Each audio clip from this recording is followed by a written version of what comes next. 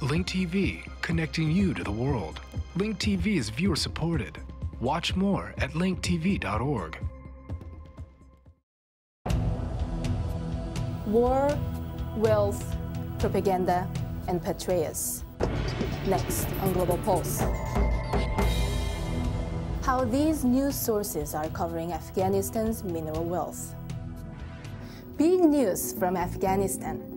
And it's not about General Petraeus' new command. Although we will get to that, it's not the intractability of the fighting. It's the announcement of great riches. Truly surprising story about Afghanistan. The U.S. government survey has found nearly $1 trillion in untapped mineral deposits. The minerals include lithium, iron, gold, niobium, and cobalt.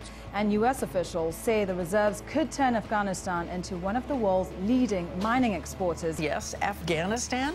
Afghanistan's President Karzai, salesman-in-chief, hit the road bound for the second largest contributor to the war effort, Japan, as China's CCTV reported. Japan announced a 5-year pledge of $5 billion to help Afghanistan strengthen its police force and infrastructure projects. Karzai said his country could give Japan priority to explore those resources. And what do we have to reciprocate with? It's this opportunity of mineral resources that we must return the goodwill of the Japanese people by giving Japan a priority to come and explore and extract. Last year, Korea heard a similar pitch when it made a new commitment of troops for the Afghan war, as KBS reported. The Afghan ambassador to South Korea welcomed the Korean government's decision to deploy troops to Afghanistan.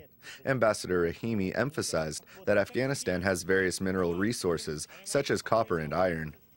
Afghanistan will be a very attractive country for many countries like Korea. The U.S. has reasons to cheer the announcement, as this ABC News report makes clear. U.S. officials imagine an Afghanistan that's the Saudi Arabia of mining, paying for its own army, revamping crumbled infrastructure.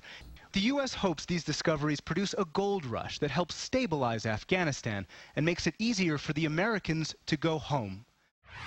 The story first appeared in the New York Times, generating speculation on just why it was released at this moment.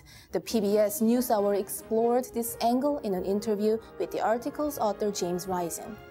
Your story has unleashed blogs and columns today questioning the timing on the part of the Pentagon. Like, why are they willing to talk about this now? Does it have anything to do with the spate of really bad news from the Afghan war front? Oh, sure, probably. You know, there's always a reason why somebody wants to talk about good news. The story and the Geological Survey report in Afghanistan both originated in the office of the U.S. official Paul Brinkley.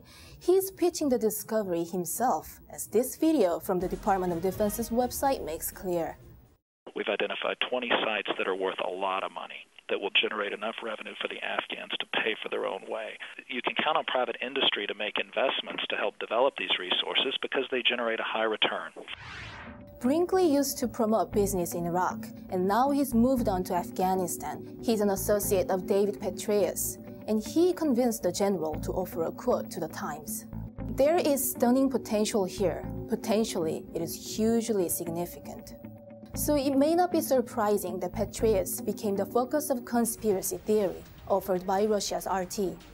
This is a planted story. Who is the only top U.S. official mentioned in the article? It's General David Petraeus. That he is an active candidate for president. He is being groomed by the neocon faction. What he's saying is, make me president, and we can exploit this wealth, whereas with Obama the wimp, he's going to start pulling out in 1 year. If you don't stay, the Chinese will get everything. China was, in fact, the first country to make a deal with Afghanistan. It plans to build a copper mine. This deal is controversial in the U.S., as Senator John Kerry made clear. Today, we're borrowing money from China to provide security for Afghanistan so that China can go there and mine their copper. With General Petraeus now in charge of Afghanistan, there are likely to be more business-friendly ventures, or at least business-friendly propaganda coming from Mr. Brinkley's office.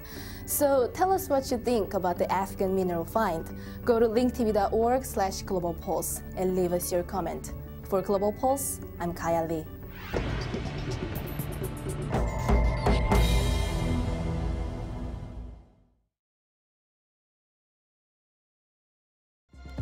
Link TV is the only U.S. network dedicated to global and national news, uncompromising documentaries, and diverse cultural programs. Programs which connect you to the world. To learn more, visit linktv.org.